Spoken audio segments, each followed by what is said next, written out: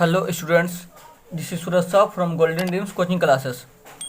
आज हम लोग देखेंगे जीवन विज्ञान एक्टिविटी टास्क 2।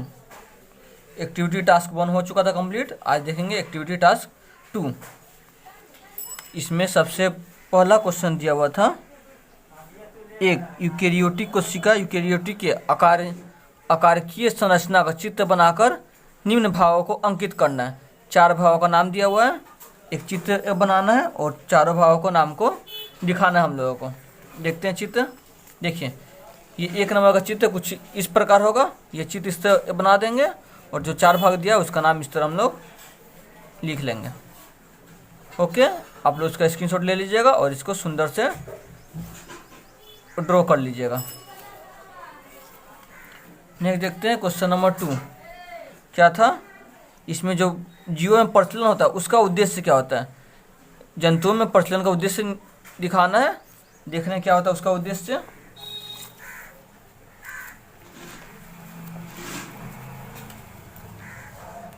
ये हम लोग है प्रचलन का उद्देश्य। प्रचलन क्यों काम आता है? क्योंकि जीव जंतुओं को भोजन की आवश्यकता होती है। ये भोजन के लिए प्रजनन की आवश्यकता होती है और खाद्य, जो उनको खाद्य वाला जीव जंतु है जो जीवों को मार के खा लेते हैं, उनसे बचने के लिए भी प्रचलन आवश्यक होती है। ओके, इसी प्रकार से 5 पॉइंट लिखा हुआ है। 5 पॉइंट को आपको सेम उसी प्रकार से नोट कर लेना है। नेक्स्ट है फ्लेक्सर और एक्सटेंसर पेशीय कार्य एक दूसरे के विपरीत है। मतलब क्वेश्चन में कहने का मतलब है फ्लेक्सर और एक्सटेंसर जो दोनों जो कार्य हैं वो एक दूसरे के ठीक उल्टा काम करते हैं। मुझे एक उदाहरण देकर इसको समझाना है हम लोगों को। देखते हैं पहले फ्लेक्सर क्या होता है। ये मांसपेशी की एक कंकाल पेशी है। यह एक मांसपेशी का है जो वो एक कंकाल पेशी है। इसमें क्या होता है, शरीर का जो अंग है उसका बीच का जो कोण है उसकी दूरी को वो कम करता है। फ्लेक्सियर शरीर के अंगों का जो कोण बनता है उसकी बीच की दूरी कम करता है। ओके, ये उनके बीच की दूरी को कम करता है फ्लेक्सर। लेकिन और एक्सटेंसर देखेंगे तो विपरीत बोला, मतलब वो इसका ठीक उल्टा हो जाएगा। क्या हो जाएगा इसमें? एक्सटेंसर जो है मेरा वो क्या करेगा, ये भी एक मांसपेशी होती है किंतु ये क्या करती है, दोनों के बीच के कोण को अधिक कर देती है। मतलब उसमें होता था कम और इसमें हो जाएगा हम लोग का अधिक। विथ एग्जाम्पल लिख लेंगे। हाथ को विस्तारित करना, हम लोग जब हाथ को फैलाते हैं तो उस समय कोण जो होता है एंगल वो धीरे धीरे बढ़ जाता है। जो पहले होता है उससे अभी क्या हो जाता है, विस्तार हो जाता है। नेक्स्ट क्वेश्चन देखते हैं, क्वेश्चन नंबर 3।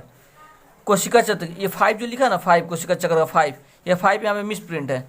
यहाँ पे होगा एस फेज होता है। ये इंग्लिश वाला जो पेपर में आप लोग देखिएगा तो वहाँ पे सिंपल सा दिख रहा है कि ये वाला एस है। ठीक है, यहाँ पे जहाँ पे हम लोग 5 लिखा हुआ तो यहाँ पे 5 ना करके हम लोग कर लेंगे एस। अब देख रहे हैं कोशिका का एस फेज। इसमें क्या होता है, कोशिका का निर्माण से लेकर उसके विभाजन द्वारा पुत्री कोशिका के बनने की क्रिया तक को कोशिका चक्र कहते हैं। क्या होता है, कोशिका का निर्माण, उससे जो उसकी पुत्री कोशिका का निर्माण होता है, वे सारे विधि को मिलाकर बोलते हैं कोशिका चक्र। कोशिका चक्र में कौन सा अवस्था देखते हैं, G1 और G2। ठीक ये दोनों के बीच में पाया जाता है एस फेज। G1 और G2 के बीच में पाया जाता है एस फेज। ये क्या होता है, डीएनए को साइंथेसिस करता है और डीएनए का संश्लेषण के लिए एस फेज ही जिम्मेदार है। एस फेज क्या करता है, डीएनए को संश्लेषण करके रखता है। और ये जो अनुवांशिक सामग्री है उसको भी ये क्या कर देता है, उसको ये दुगुना कर देता है। अनुवांशिक सामग्री को क्या कर देता है, दुगुना कर देता है। और ये मातृ कोशिका से पुत्री कोशिका में डिवाइड हो जाता है और इसमें प्राप्त डीएनए की मात्रा इसी में उपस्थित रहती है। इसी को बोलते हैं कोशिका चक्र का एस फेज को संश्लेषित करना। ओके, ये उसका फिगर आप लोग फिगर बना लीजिएगा तो और अच्छा रहेगा। G2 और G1 के बीच में रहता है मेरा एस फेज। ये तीनों को इस तरह दिखा लेंगे हम लोग। और G1 क्या है, S क्या है, G2 क्या है और M क्या है, इसको साइड में लिखते जाएंगे हम लोग।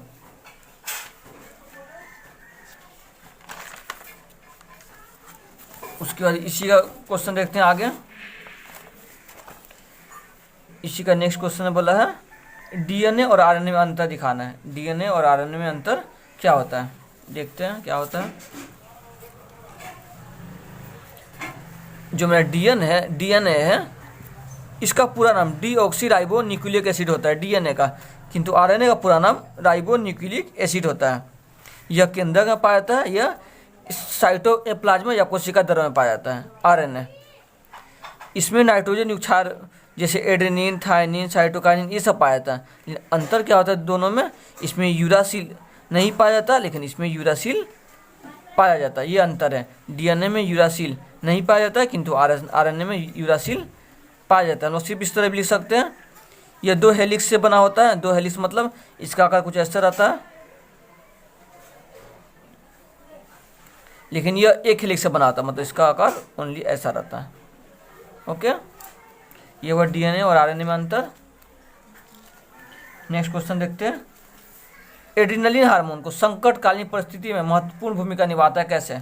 जो एड्रिनलिन में हार्मोन है वह संकटकालीन परिस्थितियों में निकलता है, तो यह महत्वपूर्ण भूमिका कैसे निभाता है इसके बारे में देखेंगे।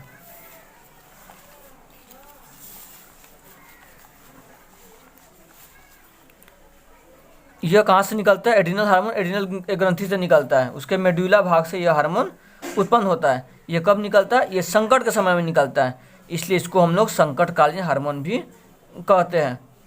ये क्या करता है, इसका मुख्य कारण क्या होता है? ये संकट के समय उत्पन्न होकर साहस प्रदान करता है। संकट से लड़ने के लिए यह हमें साहस देता है। कौन देता है? Adrenaline hormone.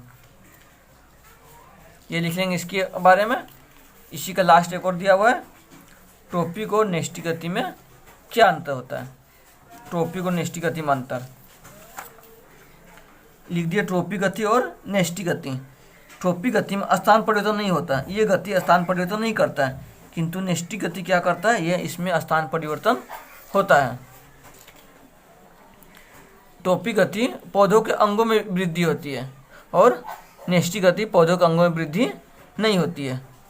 यह उद्दीपन की, यह जो उद्दीपन होता है उस पर निर्भर करता है, यह इस पर निर्भर नहीं करता है। यह था हम लोग का तीनों नेस्टिक और ट्रोपिक और नेस्टी गति में अंतर। जीव विज्ञान का एक्टिविटी टास्क 2 कंप्लीट हो चुका है। नेक्स्ट वीडियो में मिलेंगे फिजिकल के एक्टिविटी टास्क के साथ।